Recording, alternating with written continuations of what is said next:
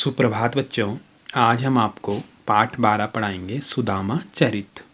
जो सुदामा चरित जो आपका चैप्टर है, जो पाठ है, इसमें भगवान श्री कृष्ण और उनके बाल सखा सुदामा की मित्रता के बारे में बताया गया है कि किस तरह से भगवान कृष्ण राजा बन जाते हैं और उनके जो बाल सखा हैं जो सुदामा, वो बहुत ही गरीब रह जाते हैं और जब उनका मिलन होता है तो वो उसी का वर्णन इस पाठ में किया गया है।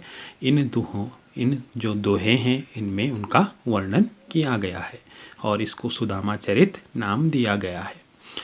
तो जब सुदामा भगवान कृष्ण से मिलने द्वारिका जाते हैं तो उस समय का वर्णन किया गया है कि उनकी स्थिति उस समय कैसी है। जब वो द्वारपाल उनको देखता है तो भगवान कृष्ण के पास किस तरह का संदेश देता है, वो सब यहाँ बताया गया है।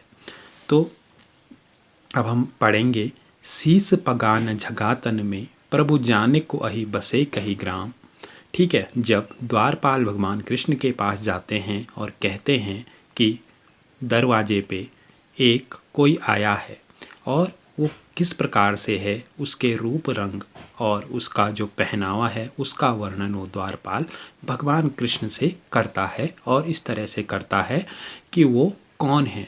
तो शीस पगान झगातन में कहते हैं, हे प्रभु, कोई दरवाजे पे एक ऐसा व्यक्ति आया है जिसके शीस पगा, सिर पर जिसके पगड़ी नहीं है, झगा तन पे और शरीर पे कपड़ा नहीं है। झगा का मतलब होता है ढीला कपड़ा।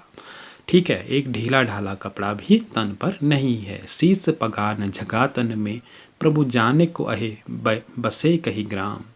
प्रभु न जाने वो कहाँ से आया है, किस गांव से आया है और किस गांव में वो रहता है।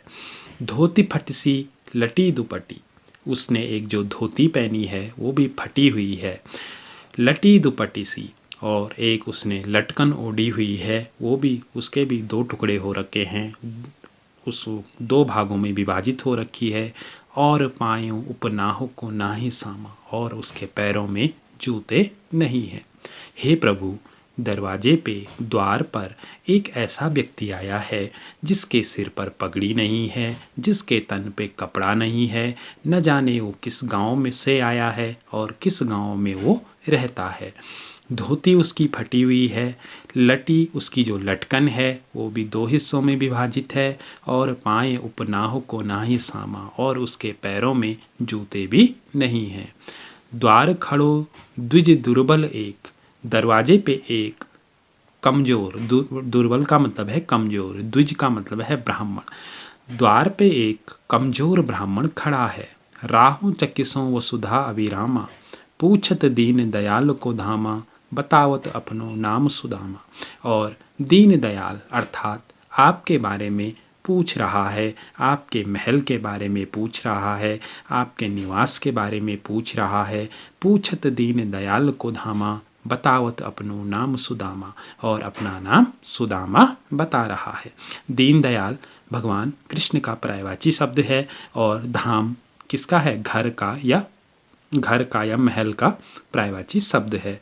तो वो इस तरह का एक व्यक्ति दरवाजे पे आया है जिसके सिर पे पगड़ी नहीं है, जिसके तन पे कपड़ा नहीं है, जिसके पैरों पे जूते नहीं हैं, जिसकी धोती फटी हुई है, जिसकी जो लटकन है वो भी फटी हुई है, और वो बहुत ही कमज़ोर है, बहुत ही दुर्बल। एक पंडित, एक ब्राह्मण दरवाजे पे आया है। लगता है कि वो इसी वसुधा का मतलब है पृथ्वी पर रहने वाला प्राणी है। पूछत दीन दयाल को धामा, आपके धाम के बारे में पूछ रहा है, और बतावत अपनो नाम सुदामा, और अपना नाम सुदामा बता रहा है। इस तरह का परिचय द्वारपाल सुदामा का भगवान कृष्ण को देता है। ऐसे बेहाल बिवाइन सो पग कंटक जाल लगे पुनि जोई, हाय महादुख। अब क्या हुआ कि जब परिचय दिया तो भगवान कृष्ण खुद जाकर सुदामा को अपने महल के अंदर लाए और उनके पैर अब वो धुल रहे हैं, और यही वर्णन यहाँ पे दूसरे वाले दोहे में किया गया है।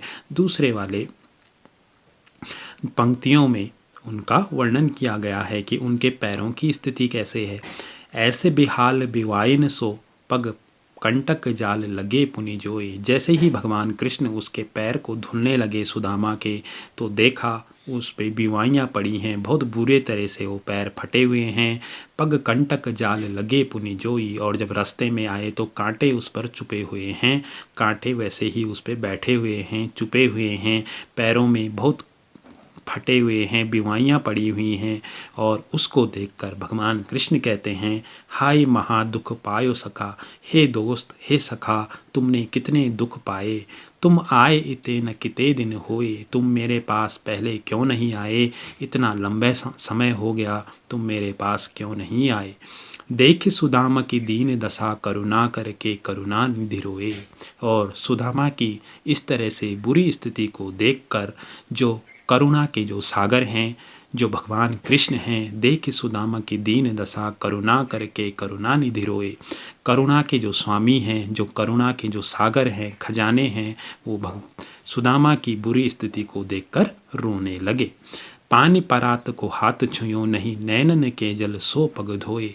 और जो परात पानी से भरी हुई थी, सुदामा के पैर धुलने के लिए उस पे उन्होंने हाथ भी नहीं लगाया, और जो उनके आँखों से इतने पानी बरसा कि उसी से सुदामा के पैर धुल गए। बच्चों, यहाँ पे अतिशयोक्ति अलंकार का प्रयोग हुआ है कि पानी परात को हाथ छुयो नहीं, नैनन के जल से पग धोए। इसको क्या कहते हैं? अतिशयोक्ति अलंकार कहते हैं। तो आज हमने आपको 2 दोहे पढ़ाए। बाकी के बचे हुए जो 2 दोहे हैं उनको हम दूसरी वीडियो में पढ़ाएंगे। तब